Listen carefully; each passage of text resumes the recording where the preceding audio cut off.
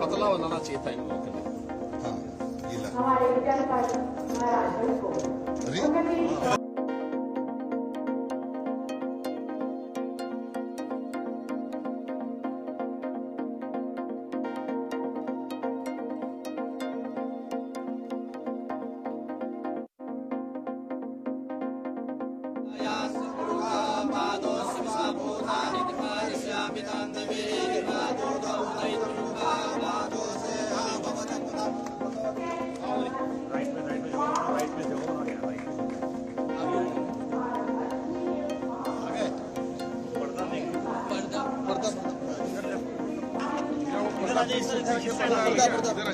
इस साइड पर्दा खुलेगा भी।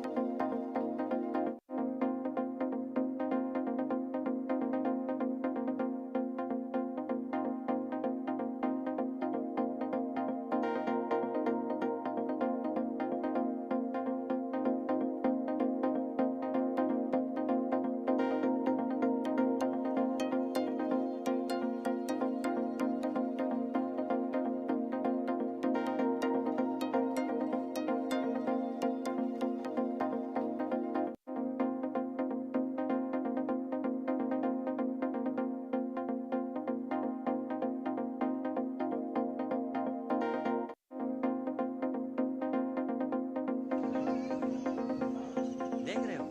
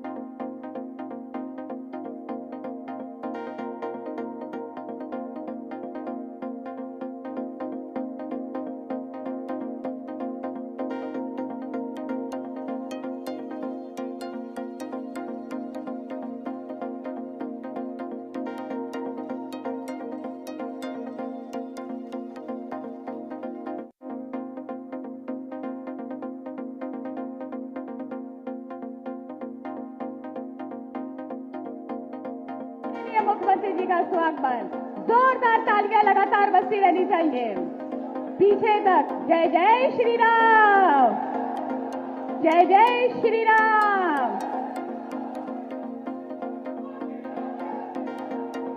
बहुत बहुत धन्यवाद।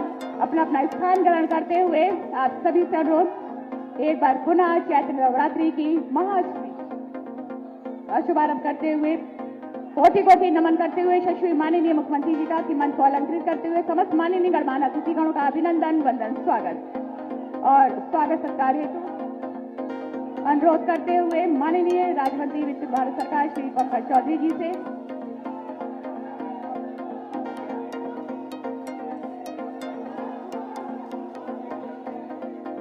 और इसी के साथ अनुरोध करते हुए माननीय मंत्री जल शक्ति और उपहार स्वरूप एक छोटी सी भेंट देकर गदाधारी बजरंगबली जी की प्रतिमा और सिंचाई विभाग के प्रस्तावित कार्यों की कॉफी टेबल कुर्सी का भेंट करते हुए माननीय जल शक्ति तथा बाढ़ नियंत्रण माननीय स्वतंत्र देव सिंह जी बस जोरदार तालियों के साथ अभिनंदन वंदन स्वागत और पुष्पों के माध्यम से अभिनंदन वंदन स्वागत करते हुए मंचासीन समस्त माननीय गणमान्य अतिथिगण और स्मृति चिन्ह स्वरूप एक छोटी सी भेंट देकर हमारे सभी माननीय गणमान्य अतिथिगण पुष्पों के माध्यम से अभिनंदन वंदन स्वागत के पश्चात आइए शब्दों के सभी को अंकित करें। जैसा कि हम सभी जानते हैं, शायद नवरात्रि के अष्टमी के पावन पर्व पर परम आदरणीय श्रद्धेय यशस्वी माननीय मुख्यमंत्री जी के कर कमलों के माध्यम से, जैसा कि हम सभी आज हमारे रोहिन बैराज 150 करोड़ की लागत से उद्घाटन हुआ। ये देखते हैं उस पर आधारित एक छोटी सी लघु फिल्म।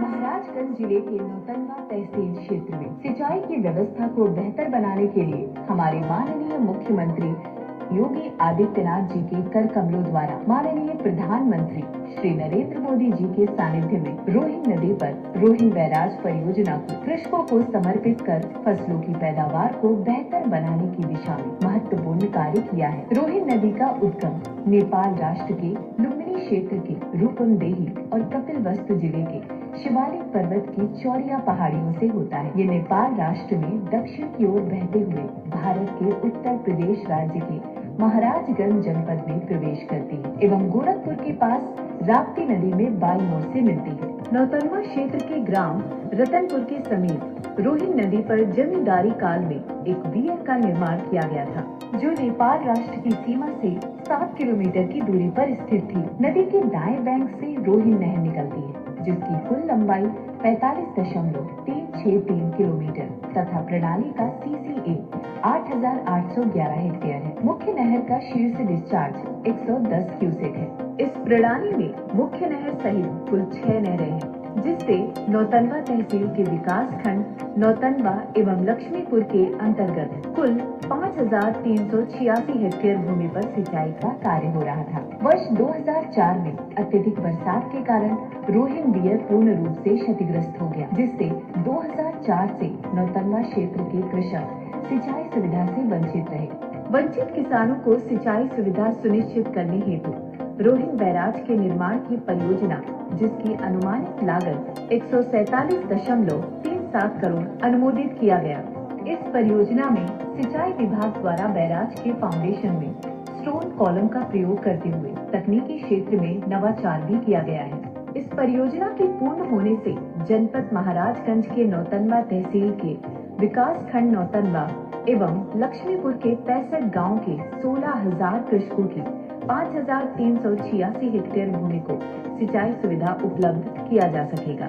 सिंचने समृद्धि भवति भावना के साथ भारत के यशस्वी प्रधानमंत्री श्री नरेंद्र मोदी जी की प्रेरणा एवं उत्तर प्रदेश के कर्मठ जन कल्याण हेतु तत्पर मुख्यमंत्री माननीय योगी आदित्यनाथ जी के अथक प्रयासों से रोहिन बैराज जनपद महाराजगंज के नौतनवा तहसील के किसानों के जीवन स्तर को समृद्ध एवं सुदृढ़ बनाने हेतु जनता को समर्पित किया है।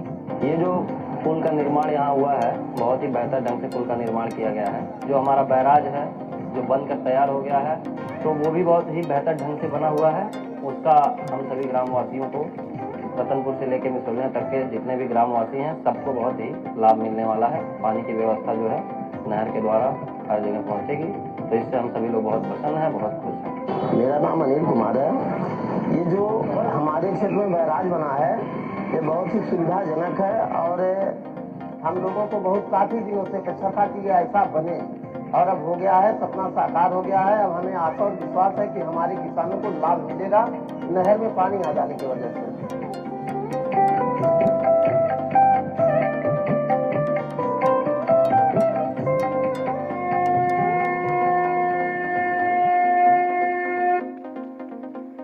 ये थी हमारे सिंचाई विभाग उत्तर प्रदेश द्वारा निर्मित रोहिन बैराज पर आधारित एक लघु फिल्म। एक बार जोरदार तालियों के साथ अभिनंदन वंदन स्वागत इस उपहार का। जैसा कि हम सभी जानते हैं, आज के इस पावन पर्व पर जनपद महाराजगंज में 654 करोड़ रुपए की विभिन्न जन कल्याणकारी परियोजनाओं के लोकार्पण शिलान्यास का शुभ कार्य संपन्न होने जा रहा है, जिसके लिए सादर आमंत्रित करते हुए ससम्मान अनुरोध करते हुए परम आदरणीय श्रद्धेय यशस्वी माननीय मुख्यमंत्री जी से कि अपने कर कमलों के माध्यम से ये शुभ कार्य संपन्न करें। हमारी 245 लोकार्पण की परियोजनाएं हैं और 382 शिलान्यास की परियोजनाएं हैं, जिनकी लागत 384, 348 और 306 यानी कि 629 परियोजनाएं और 654 करोड़ रुपए की लागत की ये हमारी ये परियोजनाएं एक बार पुनः जनपद महाराजगंज को इस उपहार के लिए बहुत बहुत बधाइयां, शुभकामनाएं। इसी के साथ जैसा कि हम सभी जानते हैं, विभिन्न जन कल्याणकारी विकास योजनाओं के तहत हमारे लाभार्थियों को वितरण सामग्री प्रदान की जाती है, जिसके लिए एक बार पुनः सादर आमंत्रित करते हुए सम्मान अनुरोध करते हुए यशस्वी माननीय मुख्यमंत्री जी से कि अपने कर कमलों से हमारे लाभार्थियों को विभिन्न वितरण सामग्री प्रदान करने की कृपा करें। सर्वप्रथम सीएम युवा योजना के तहत श्रीमती योगिता, आपको 5 लाख रुपए का ऋण चेक प्रदान किया जाता है। एक बार जोरदार तालियों के साथ स्वागत। और इसके पश्चात श्री शिवम जायसवाल, आपको भी 5 लाख रुपए का ऋण चेक प्रदान किया जाता है और साथ में ये किट प्रदान की जाती है। बस जोरदार तालियां। राष्ट्रीय क्षय उन्मूलन कार्यक्रम के तहत पोषण पोटली श्रीमती गुंजा, आपको पोषण पोटली प्रदान की जाती है। एक बार जोरदार तालियां सभी लाभार्थियों के लिए। श्री पवन कुमार, आपको भी पोषण पोटली प्रदान की जाती है क्षय रोग से पीड़ित रोगियों के तहत। मुख्यमंत्री आवास योजना मुसहर ग्राम पंचायत के लाभार्थी हैं श्रीमती गायत्री देवी, आपको आवास की चाबी प्रदान की जाती है। श्रीमती गायत्री देवी, मुसहर ग्राम पंचायत के लाभार्थी हैं ये। एक बार जोरदार तालियां। वनटांगिया ग्राम पंचायत के लाभार्थी श्री मोहन, मुख्यमंत्री आवास योजना के तहत आपको भी आवास की चाबी प्रदान की जाती है।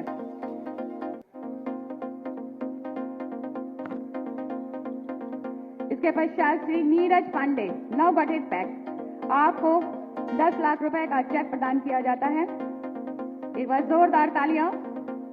राष्ट्रीय बाल स्वास्थ्य कार्यक्रम के तहत डॉक्टर दिव्या द्विवेदी, आपको नियुक्ति पत्र प्रदान किया जाता है।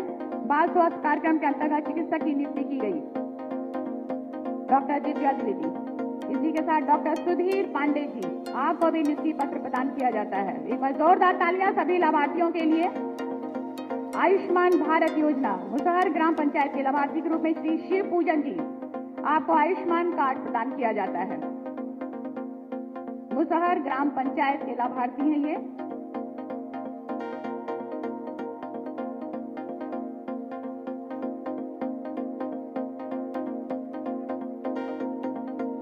श्रीमती सुशीला देवी, आपको भी आयुष्मान कार्ड प्रदान किया जाता है। वनटांगिया ग्राम पंचायत की लाभार्थी हैं आप। इसके पश्चात श्री सर्वजीत कुमार, माटी कला टूल किट्स योजना के तहत कुम्हार सर्वजीत कुमार जी को पग मिल मशीन आजीविका के लिए प्रदान की जाती है। युवक मंगल दल श्री गोविंद राव, आपको खेल प्रोत्साहन सामग्री और किट प्रदान की जाती है। बस जोरदार तालियां।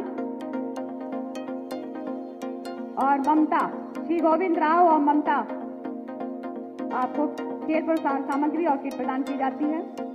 इसके पश्चात नव नियुक्त आंगनबाड़ी कार्यकर्त्री हमारी श्रीमती प्रिया सिंह, आपको भी नियुक्ति पत्र प्रदान किया जाता है। एक बार जोरदार तालियां।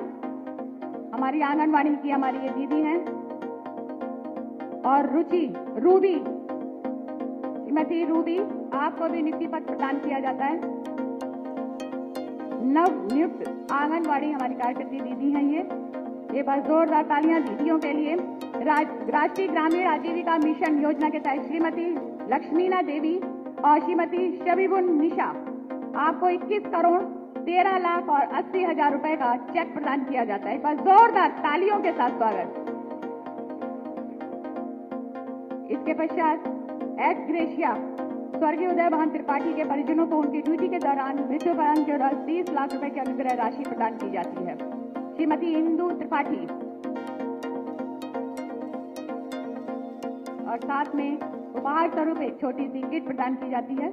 मुख्यमंत्री पंचायत प्रोत्साहन पुरस्कार श्रीमती पूनम यादव, आपको 30 लाख रुपए का चेक प्रदान किया जाता है उत्कृष्ट कार्य कराए जाने पर। एक बार जोरदार तालियां। ये लीजिए, 30 लाख रुपए के साथ एक उपहार स्वरूप छोटी सी किट प्रदान की जाती है। प्रियंका मौर्य, मिशन शक्ति योजना के अंतर्गत टैबलेट प्रदान की जाती है। प्रियंका मौर्य, वंदन, स्वागत। जय जय श्री राम।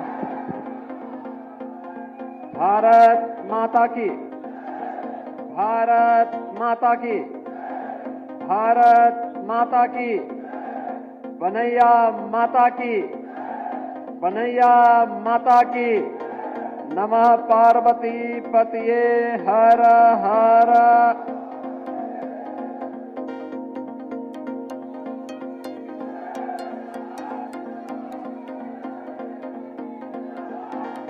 वासंतीय नवरात्रि की आज अष्टमी की इस पावन तिथि पर रोहिन नदी के इस बैराज के लोकार्पण के साथ ही जनपद महाराजगंज के 650 करोड़ रुपए से अधिक की परियोजनाओं के लोकार्पण और शिलान्यास के लिए आयोजित आज के इस कार्यक्रम में केंद्रीय वित्त राज्य मंत्री, महाराजगंज के लोकप्रिय सांसद माननीय श्री पंकज चौधरी जी,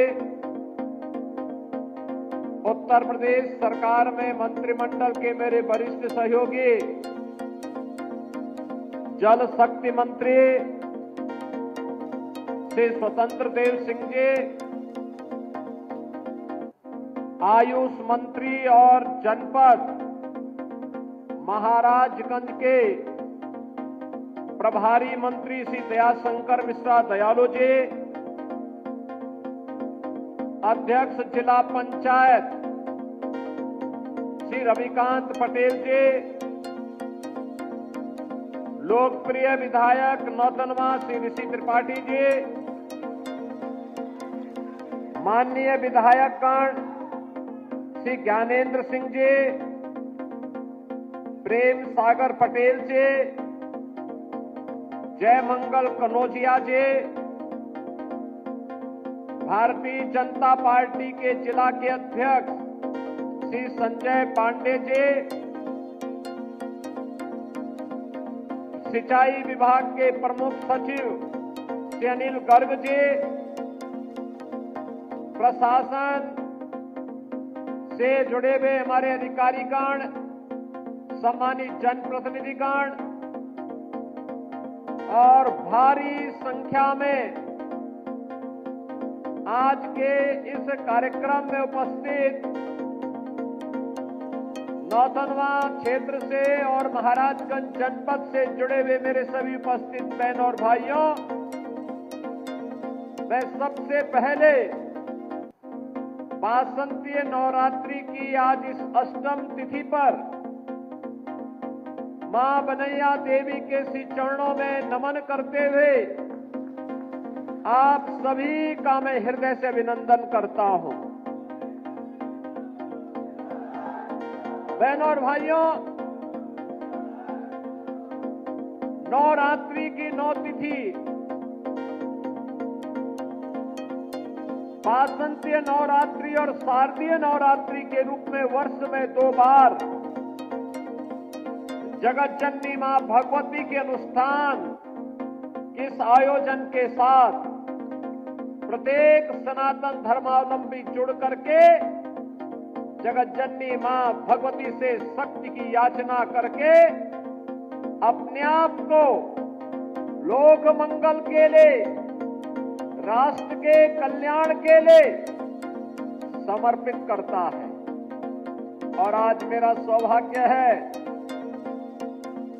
कि जनपद महाराजगंज के नौतनवा विधानसभा क्षेत्र से जुड़े हुए इस महत्वपूर्ण रोहिन नदी के इस बैराज के लोकार्पण कार्यक्रम के साथ मुझे यहां आने का अवसर प्राप्त हुआ है। मैं इस अवसर पर आप सभी जनता जनार्दन को, इससे लाभान्वित होने वाले 16,000 अन्नदाता किसानों को 5400 से अधिक हेक्टेयर की उस पावन धरा को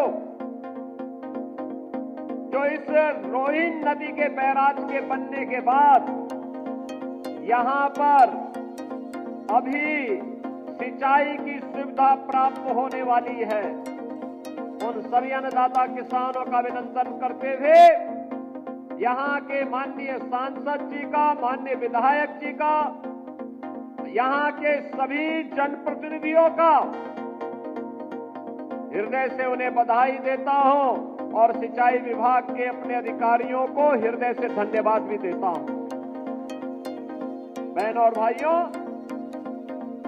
यही नया भारत है जहां बिना भेदभाव के कार्य होता है। प्रधानमंत्री मोदी जी के नेतृत्व में आज पूरा देश एक नए भारत का दर्शन कर रहा है, जो भारत बिना भेदभाव के योजनाओं का लाभ सबको देता है। क्या गांव, क्या गरीब, क्या किसान, क्या नौजवान, क्या महिलाएं, क्या बच्चे। कार्यक्रम में आने के पहले मैंने यहां पे 24-24 दिन के बच्चों से मुलाकात करने का मुझे अवसर प्राप्त हुआ। 6-6 महीने के बच्चों का अन्नप्राशन करने का अवसर प्राप्त हुआ। बेसिक शिक्षा परिषद में पहली बार प्रवेश ले हुए बच्चों को स्कूली बैग देने का भी मुझे अवसर प्राप्त हुआ। अपनी नई पीढ़ी को गढ़ने की श्रृंखला और साथ साथ यहां के विकास की इस 650 करोड़ रुपए की परियोजनाओं के साथ आज अष्टम तिथि पर आपके साथ महाराजगंज जनपद के साथ जुड़ने का मुझे अवसर प्राप्त हो रहा है। बहनों और भाइयों, पिछले 10 वर्ष में प्रधानमंत्री मोदी जी ने जीवन इस पूरे देश की कायाकल्प की है। हर एक क्षेत्र में भारत आज विकास की नई बुलंदियों को छू रहा है। आज से 10 वर्ष पहले भारत दुनिया की 11वीं अर्थव्यवस्था माना जाता था। आप याद करिए, 1947 से लेकर के 2014 तक इन 70-72 वर्षों में भारत मात्र 11वीं अर्थव्यवस्था बन पाया था। यानी भारत से अर्थव्यवस्था के मुद्दे पर दुनिया के 10 देश आगे थे और मात्र 10 वर्ष में प्रधानमंत्री मोदी जी के चमत्कारिक नेतृत्व में भारत आज दुनिया की 5वीं बड़ी अर्थव्यवस्था बन गया है और अगले 2 वर्ष में ये 3री बड़ी अर्थव्यवस्था बनने वाला है। बहनों और भाइयों, आज हर एक क्षेत्र में कार्य हो रहे हैं। सड़कों के बड़े बड़े हाईवे बन रहे हैं, ड्राई पोर्ट बन रहे हैं। महाराजगंज में भी एक ड्राई पोर्ट बन रहा है सोनाली बॉर्डर पर। हाईवे बन रहे हैं, रेलवे की नई नई लाइन बिछ रही है। आनंद नगर से महाराजगंज होते हुए सिसवा तक ये रेलवे की एक नई लाइन बिछाने की कार्रवाई आगे बढ़ने जा रही है। मेडिकल कॉलेज बन रहे हैं, गांव-गांव की कनेक्टिविटी अच्छी हो रही है। हर घर बिजली के बाद अब हर घर नल की योजना साकार होने जा रही है। विकास के कार्य, क्या रेल का हो, क्या इस सड़क का हो, वाटरवे का हो, मेट्रो का हो, रोपवे का हो, ये सभी एक एक करके साकार होते हुए जा रहे हैं। एक तरफ ये कार्य युद्ध स्तर पर आगे बढ़ते हुए दिखाई दे रहे हैं, तो बहनों और भाइयों, दूसरी ओर लोक कल्याण के कार्यक्रमों को भी प्राथमिकता के साथ आगे बढ़ाया जा रहा है। लोक कल्याण के कार्य, कोई कल्पना करता था देश के अंदर 80 करोड़ लोग फ्री में राशन की सुविधा का लाभ प्राप्त कर रहे हैं, आज हो रहा है। 50 करोड़ से अधिक लोगों को 5 लाख रुपए की स्वास्थ्य बीमा का सुविधा प्राप्त हो रही है। याद करिए 50 करोड़ लोगों को 5 लाख रुपया प्रतिवर्ष स्वास्थ्य बीमा का कवर। 12 करोड़ घरों में शौचालय बन गए। 10 करोड़ घरों में उज्ज्वला योजना का कनेक्शन पहुंच गया देश के अंदर। 4 करोड़ लोगों के घर बन गए। 3.5 करोड़ लोगों के घरों में बिजली पहुंच गई। करोड़ों लोगों को देश के अंदर रोजगार और नौकरी के साथ जोड़ने का कार्य हुआ। तो बहनों और भाइयों, विकास और विरासत का समन्वय कैसे होना चाहिए, प्रधानमंत्री मोदी जी ने काशी विश्वनाथ धाम देकर के 500 वर्षों का इंतजार करके अयोध्या में रामलला का भव्य मंदिर बनवाने के कार्यक्रम को आगे बढ़ाते हुए अब तो महाकुंभ को पूरी दुनिया देख करके भौचक रह गई कि 66 करोड़ लोग महाकुंभ का दर्शन कर रहे हैं। यह भी केवल भारत कर सकता है, केवल भारत कर सकता है। और बहनों और भाइयों, प्रधानमंत्री जी की इसी प्रेरणादायी मार्गदर्शन में उत्तर प्रदेश पिछले 8 वर्ष में नई ऊंचाइयों को छूता हुआ आगे बढ़ा है। याद करिए, 1947 से लेकर 2017 तक इन 70 वर्षों में उत्तर प्रदेश देश की 7वीं अर्थव्यवस्था था और मात्र पिछले 8 वर्ष में हमने जो दूरी तय की, अब उत्तर प्रदेश देश की नंबर 2 की अर्थव्यवस्था बन चुका है। नंबर 2 की अर्थव्यवस्था बन चुका है। 56 लाख गरीबों के लिए मकान मिले। इस दौरान बनटांगिया गांवों को मान्यता दी गई। इस दौरान मुसहर हो, बनटांगिया हो, थारू हो, कोल हो, भील हो, गौड़ हो, चेरो हो, अहरिया हो, इन सभी जातियों को 100% इन्हें सैचुरेट करने का काम भी किया गया, हर सुविधाओं से युक्त किया गया। अब कोई उत्तर प्रदेश में भूखों नहीं मरता। 25 करोड़ की आबादी में 15 करोड़ से अधिक लोगों को हर महीने फ्री में राशन की सुविधा का लाभ भी दिया जा रहा है और 10 करोड़ लोगों को आज आयुष्मान भारत और मुख्यमंत्री आयुष्मान भारत योजना के अंतर्गत उन्हें 5 लाख रुपए की स्वास्थ्य बीमा की सुविधा भी उपलब्ध करवाई जा रही है। उत्तर प्रदेश के अंदर नौजवान के लिए रोजगार की व्यवस्था, कमाई के लिए रोजगार, अच्छी शिक्षा हो इसके लिए पढ़ाई की उत्तम व्यवस्था, बेटी की सुरक्षा, व्यापारी के सम्मान और अन्नदाता किसानों की खुशहाली के लिए ये डबल इंजन की सरकार पूरी मजबूती के साथ काम कर रही है। ये रोहिन बैराज उसी का एक मूर्त रूप है, मूर्त रूप है। यहां पे भी बोल रहे थे आके माननीय विधायक जी भी और माननीय केंद्रीय मंत्री जी भी,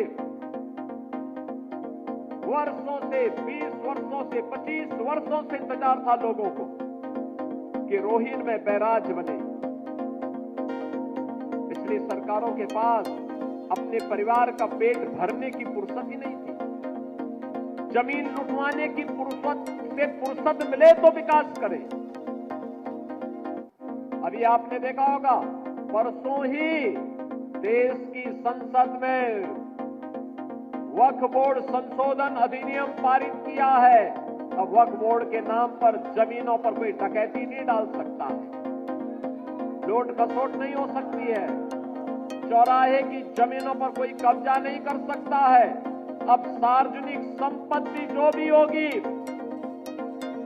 जो राजस्व की भूमि होगी, उसका उपयोग विद्यालय बनाने में, चिकित्सालय बनाने में, कॉलेज बनाने में, मेडिकल कॉलेज बनाने में, ऐसे बैराज बनाने में, गरीबों के लिए आवास बनाने में ही उसका उपयोग होगा।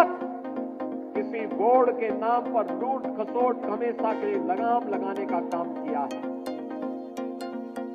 वक्फ बोर्ड संशोधन अधिनियम पारित होने के कारण अब ये मनमाने पद पर लगाम लगेगी।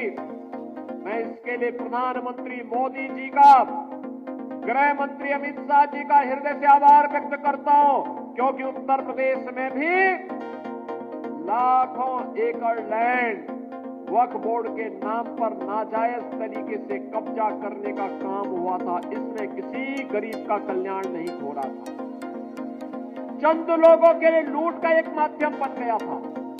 इस लूट पर अब लगाम लगेगी, सख्ती से लगाम लगेगी और उसी लगाम के क्रम में आज हम सब आपके बीच यहां पर आए हैं। बहनों और भाइयों, आपने अच्छा विधायक दिया, पैरवी हुई। आपने अच्छा सांसद दिया, कार्य आगे बढ़ा।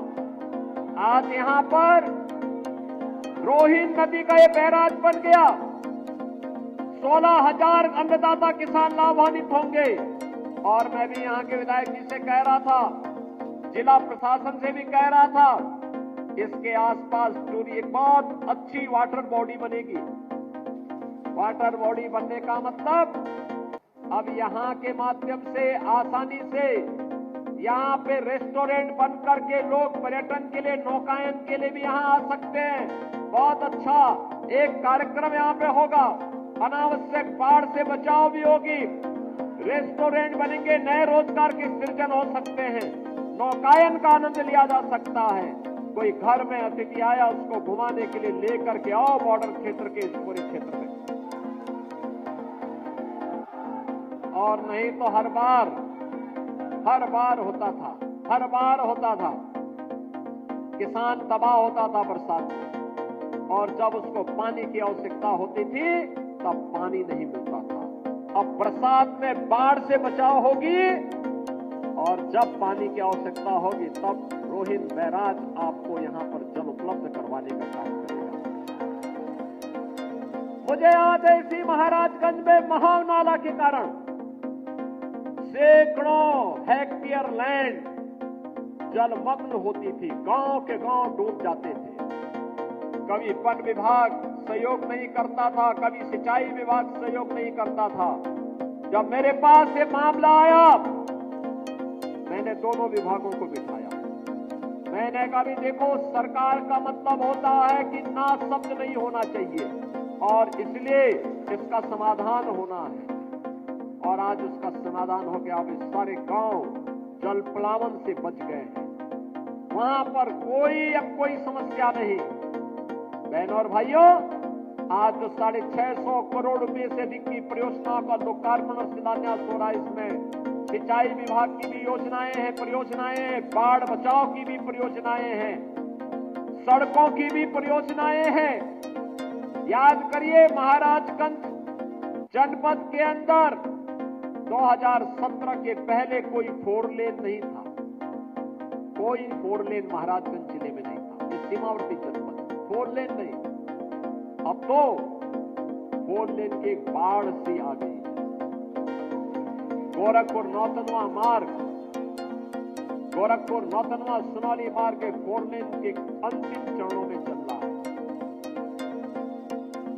फरेंदा से महाराजगंज का मार्ग ये 4 लेन की दिशा में आगे बढ़ रहा है।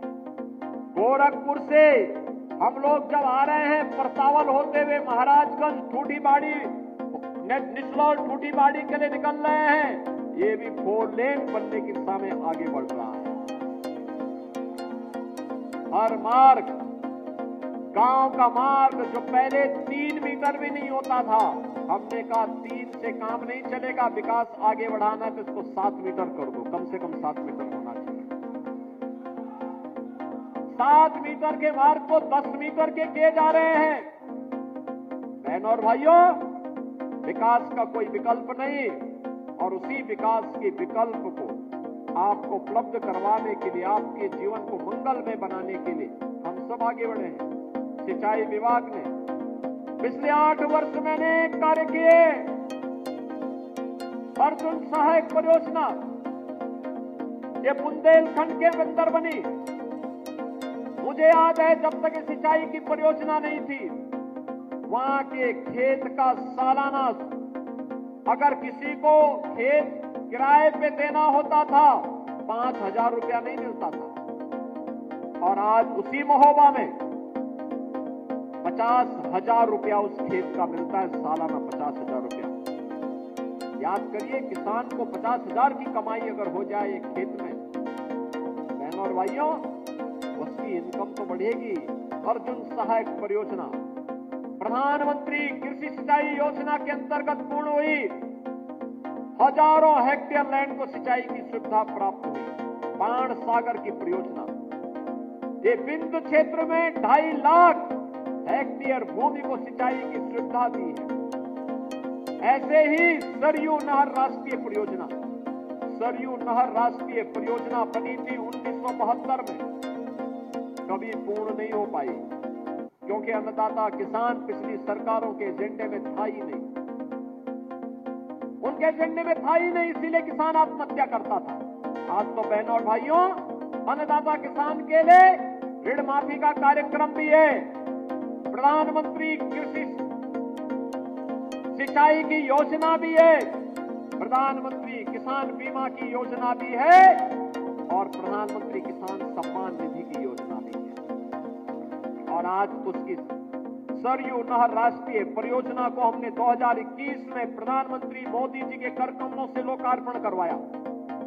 याद करिए 1972 में योजना बनी थी और उसको पूरा होने में लगे 49 वर्ष, और वह भी तब जब भारतीय जनता पार्टी की सरकार उत्तर प्रदेश में अंदर आई। बहनों और भाइयों, आज योजना पूरी हुई, 14 लाख हेक्टेयर भूमि को सिंचाई की सुविधा उपलब्ध करा रही है सरयू नहर राष्ट्रीय परियोजना। पिछले 8 वर्ष में 23 लाख हेक्टेयर भूमि को सिंचाई की सुविधा दी गई। 14 लाख अन्नदाता किसानों के लिए, 14 लाख अन्नदाता किसान जो प्राइवेट ट्यूबवेल लगाए थे उनके कनेक्शन फ्री किए गए। हमने कहा आप सिंचाई करिए, पैसा सरकार भुगतान करेगी, आपको सिंचाई के लिए पैसा नहीं देना है। बहनों और भाइयों, एक और विकास, किसान का विकास है, नौजवान के लिए नौकरी और रोजगार है, बेटी को सुरक्षा और स्वावलंबन की दिशा में आगे बढ़ाने का कार्य हो रहा है।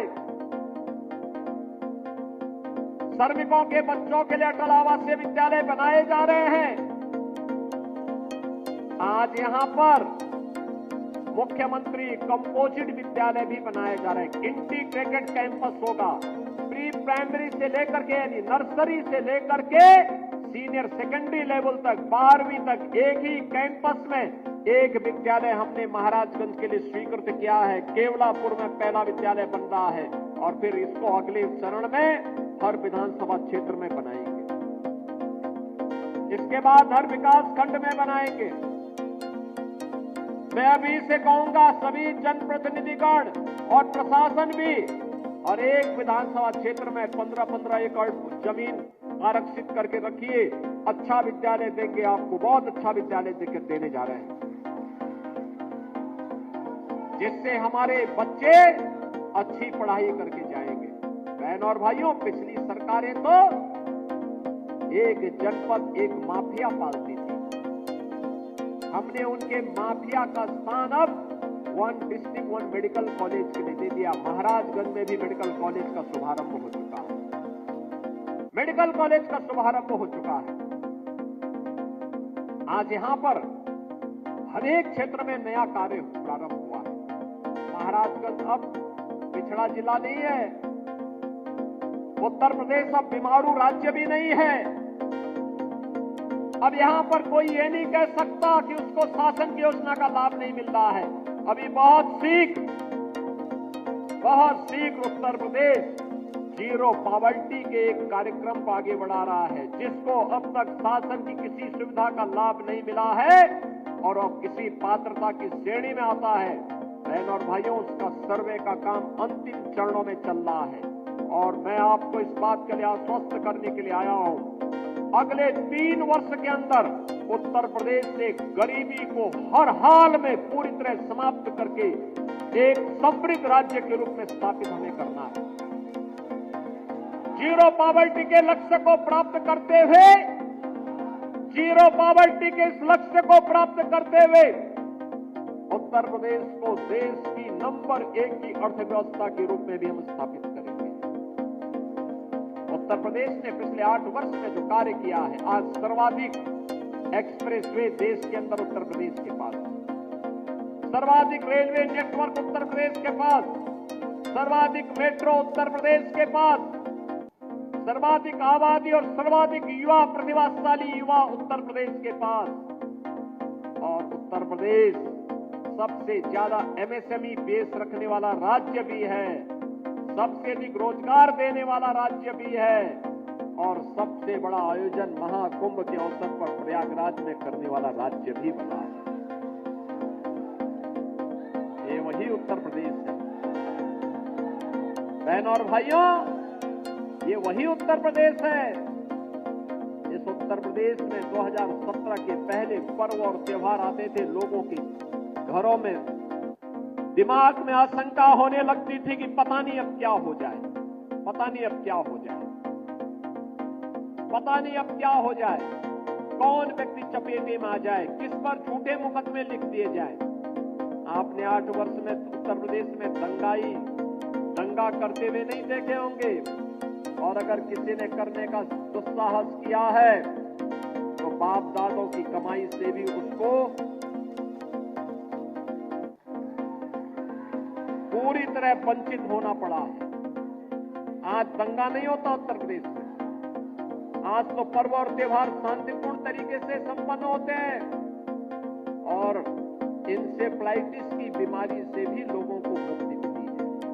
पहले इंसेफ्लाइटिस की बीमारी से जुलाई से लेकर के नवंबर तक हर घर में आशंका होती थी, पता नहीं किसके घर में ये बीमारी आ जाए, कौन बच्चा इसकी चपेट में आ जाए।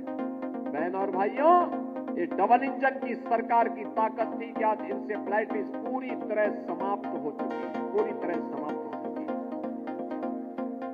अब बीमारी नहीं है, आज इंसेफ्लाइटिस को भी नियंत्रित किया गया है, डेंगू को नियंत्रित किया गया है, मलेरिया को कम किया गया है, कालाजार और चिकनगुनिया को भी कंट्रोल कर दिया गया है। अब ट्यूबरक्लोसिस के खिलाफ अभियान चल रहा है। मैं हर जनप्रतिनिधि से कहूंगा कि टीबी का कोई पेशेंट है, उसको चिन्हित करिए, पोषण पोटली दीजिए, उसके घर तक सरकार की सहायता पहुंचाइए। प्रधानमंत्री जी ने लक्ष्य रखा है 2025 के अंदर ट्यूबरक्लोसिस को पूरी तरह समाप्त करना है, टीबी मुक्त भारत का निर्माण करना है। एक स्वस्थ समाज से सशक्त राष्ट्र का मार्ग विकसित होगा और एक विकसित भारत के लिए हमें आगे बढ़ने के लिए इस दिशा में कदम बढ़ाना होगा। महाराजगंज मधुबलिया में बहुत अच्छी गौशाला भी चला है। इस गौशाला के संरक्षण के लिए भी आगे उसमें किस प्रकार के कार्यक्रम होने हैं, वहां के विधायक श्री प्रेम सागर पटेल जी आकर के बहुत बार लखनऊ में मेरे कार्यालय में धरना दिए, कहते हैं कि साहब वहां पे कुछ बनाइए। मैंने कहा उस जमीन को सुरक्षित रखवाइए, आप चिंता मत करिए, वहां पे कुछ बनाएंगे जरूर। और बहनों और भाइयों, वहां पर हम लोग कुछ अच्छा काम जरूर करेंगे, जिससे यहाँ के गोवंश के लिए और यहाँ पे अच्छे दुग्ध उत्पादन के लिए डेयरी के क्षेत्र में कुछ नई संभावनाओं को आगे बढ़ाया जा सके, इसके लिए भी महाराजगंज को आगे बढ़ाएंगे। अच्छा कार्य होगा और उसी कार्यक्रम की श्रृंखला में आज हम सब आपके पास आए हैं। इस सत्र में महाराजगंज में केंद्रीय विद्यालय का भी प्रारंभ होने जा रहा है। पहली बार महाराजगंज में केंद्रीय विद्यालय का शुभारंभ 2025-26 के सत्र में प्रारंभ होने जा रहा है। स्पोर्ट्स का भी स्टेडियम का लोकार्पण हो रहा है। महाराजगंज में ढेर सारी योजनाओं को आज आपको दे रहे हैं और जगतजननी मां भगवती की अष्टमी तिथि महागौरी के प्रति समर्पित है।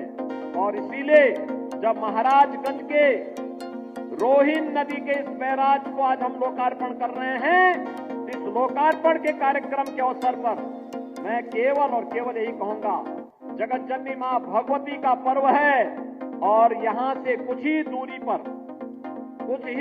पर मां बनैया माता का मंदिर भी है। तो इस बैराज को भी हम मां बनैया माता के नाम पर ही जानेंगे।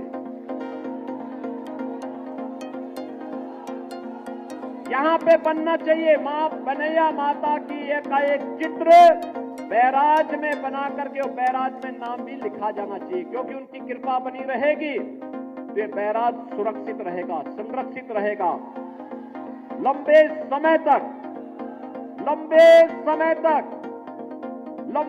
समय तक इसका लाभ यहाँ के अन्नदाता किसानों को प्राप्त होता रहेगा। याद करिए, रोहिन नदी नेपाल से निकल के आती है और नेपाल से होकर के यह महाराजगंज जिले के अंदर होते हुए गोरखपुर जिले में प्रवेश करती है और गोरखपुर महानगर के पास डोमिनगढ़ के पास यह राप्ती नदी में मिल जाती है।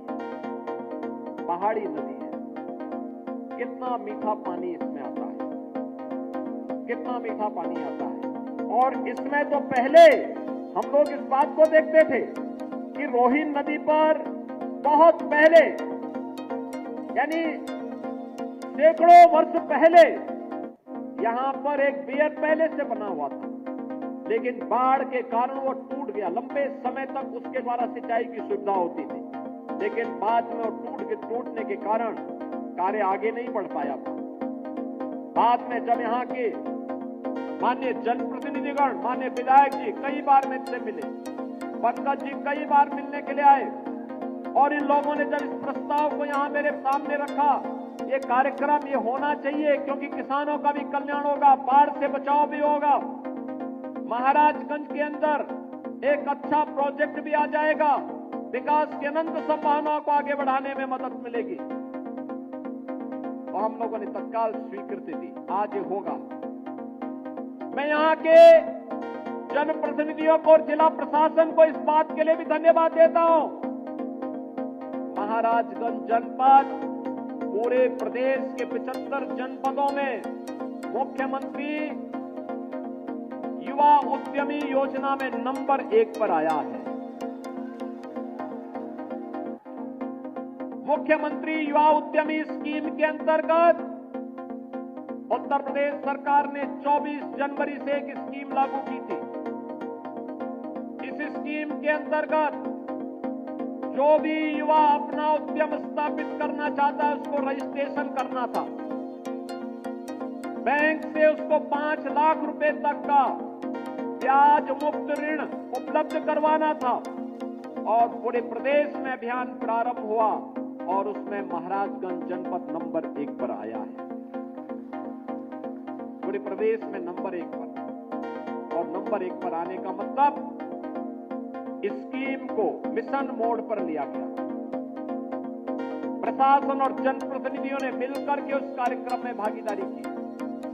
परिणाम है लगभग 1000 नए उद्यमी के रूप में यहां के युवाओं को ब्याज मुक्त ऋण की सुविधा प्राप्त हो गई है। और मैं चाहूंगा ये अभियान आगे बढ़ना चाहिए। अलग अलग सेक्टर को चिन्हित करने की आवश्यकता है। कौन से सेक्टर हो सकते हैं, यहां पे किन क्षेत्रों में संभावनाएं हैं, यहां पर खेती बाड़ी के लिए, यहां पर काला नमक चावल के लिए, यहां पे दलहन और तिलहन के लिए, यहां पे सब्जी उत्पादन के लिए उनकी प्रोसेसिंग के लिए, यहां पर श्री अन्न के लिए, यहां पे नेचुरल फार्मिंग के लिए, यहां पे हॉर्टिकल्चर के लिए, अन्य तमाम सेक्टर में अनेक संभावनाएं, डेयरी की भी अनंत संभावनाएं महाराजगंज जनपद में, बकरी पालन की संभावनाएं हैं, मत्स्य पालन की संभावनाएं हैं। इन सभी सेक्टर के साथ साथ अन्य जो भी ऐसे सेक्टर हो जिसके माध्यम से महाराजगंज में नए युवा उद्यमियों को प्रोत्साहित करके उद्यम स्थापित करने के लिए आगे प्रोत्साहित किया जा सके, इसके लिए जिला प्रशासन जनप्रतिनिधियों के साथ मिलकर के आगे कार्य करेगा। मुझे पूरा विश्वास है जो टारगेट जनपद महाराजगंज को दिया गया था उतना टारगेट अभी उनको और अचीव कर लेंगे। तो मुझे लगता है कि एक बड़ी संख्या हर विधानसभा क्षेत्र में युवा उद्यमियों की प्राप्त होगी। और सभी जनप्रतिनिधियों से मैं कहूंगा कि वे अपनी अपनी विधानसभा में कम से कम प्रयास करें कि जिन्हें लोन मिला है उनके साथ एक बार उनको चाय पर बिठा करके अपने घर में बुला करके चाय पे बुलाइए, उनके साथ संवाद करिए, क्या आप उनको और मदद कर सकते हैं जिससे अपने व्यवसाय को और अच्छा कर सकते हैं। बहनों और भाइयों, हमने अपने युवा ताकत को प्रोत्साहित करना है, आगे बढ़ाना है, जिससे वो अच्छे मार्ग पर चल करके खुशहाली का मार्ग चुने और प्रधानमंत्री मोदी जी के विजन को साकार करने में कि 2027 में भारत $5 ट्रिलियन की इकोनॉमी बने, दुनिया की तीसरी बड़ी अर्थव्यवस्था बने, 2047 में भारत एक विकसित भारत हो। विकसित भारत की परिकल्पना के लिए भारत को $30 बिलियन की इकोनॉमी बनना पड़ेगा। उस $30 बिलियन की इकोनॉमी बनने की दिशा में भारत कदम से कदम मिला करके हर नौजवान चल सके, इसके लिए प्रयास हर एक स्तर पर करना होगा। इस दिशा में हम सब मिलकर के कार्य करेंगे। इस विश्वास के साथ आज के इस अवसर पर मैं महाराजगंज वासियों को, नौतनवा की विधानसभा के क्षेत्र की जनता जनार्दन को खास तौर पर बधाई दूंगा। इस बनैया माता रोहिन बैराज के लोकार्पण कार्यक्रम के अवसर पर आज जो आपको 650 करोड़ रुपए की परियोजनाओं का लोकार्पण और शिलान्यास का अवसर भी यहाँ पर आपने दिया है, इसकी भी मैं बधाई देता हूँ। आप सबको मैं रामनवमी की भी मंगलमय शुभकामनाएं आप सबके प्रति व्यक्त करता हूँ कि यह रामनवमी कल है। जगत जननी मां भगवती की सिद्धि प्रदान करने वाली तिथि है। सिद्धिदात्री के रूप में कल हम जगत जननी मां भगवती की पूजा करेंगे और साथ साथ जगन्नयनता प्रभु श्री राम की जन्म दिवस का कार्यक्रम भी रामनवमी का पावन पर्व पे होगा। और इस बार की रामनवमी ठीक 12 बजे अयोध्या धाम में भगवान सूर्य भगवान राम का तिलक करते हुए दिखाई देंगे। भगवान राम लला का सूर्य तिलक होने वाला है कल, और उस कार्यक्रम को हम अपने घरों में बैठ करके देखें। अपने घरों में आप देखेंगे कल कन्या पूजन के बाद 12 बजे इस कार्यक्रम को टेलीविजन पर आप जरूर देखेंगे। इस विश्वास के साथ आपको पूरे प्रदेश वासियों को मैं वासंती नवरात्रि और रामनवमी की हृदय से बधाई और मंगल में शुभकामनाएं देते हुए अपनी वाणी को देता हूं विराम। जय जय श्री राम। बहुत बहुत धन्यवाद। अपने आशीर्वचन से हम सभी को अन्वित कर रहे थे परमात्मा श्रद्धेय यशस्वी माननीय मुख्यमंत्री जी। एक बार जोरदार तालियों के साथ अभिनंदन वंदन स्वागत। लगातार तालियां बजती रहनी चाहिए। इसी के साथ ढेरों ढेरों उपहार स्वरूप सौगातें देने के लिए दिल की गहराइयों से